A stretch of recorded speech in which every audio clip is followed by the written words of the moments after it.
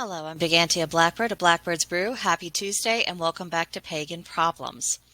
So, when you see prominent people in society misbehaving or even engaging in criminal behavior, what would you say is possibly one of the most annoying things about that situation?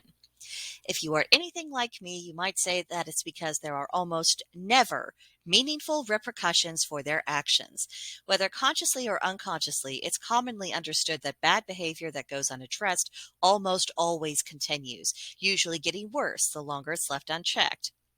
Eventually naughtiness and criminality does hit a brick wall. Reality can no longer be evaded, and the resulting devastation is no longer ignorable. And unless someone sleeps into a very deep level of mental illness, even the culprit finally realizes how their behavior and poor thought process led to that outcome.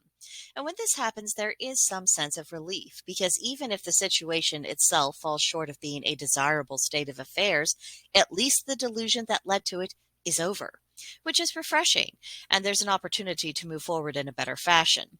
Now, before I go further, I'd like to state that my perception of the word consequence is pretty neutral. It just refers to an outcome without reference to whether or not that outcome was wanted or unwanted. However, I do acknowledge that many people hear the word consequence and almost always associate it with some form of punishment.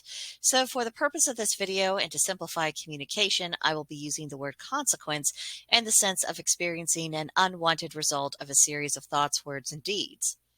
Now, it's one thing to see someone else, particularly if it's someone we don't like, reach the end of the road, but it's quite another to embrace our own consequences when they do come, and they always do. So let's take a moment and just reflect on the benefits of us getting our comeuppance when it's our turn. And there are benefits. May not feel like it at the time, but let's try to step beyond the feelings of the moment and consider the impact on our character and our conduct in the long term. And of course, for the purposes of this video, we will assume that the person who called us out actually had good cause to do so and was acting properly. We'll deal with other things in other videos, no doubt. So when we are corrected, that means we are being told, perhaps tactlessly, perhaps in no uncertain terms, that we violated a boundary, we are in the wrong about something, we behaved badly, or we're just being nasty. There's an opportunity in this for us to take a deep breath, to reflect upon what we're told, and then make the necessary adjustments. Whether this is an error of knowledge, our understanding, speech, or actions, if we're wrong, we're wrong.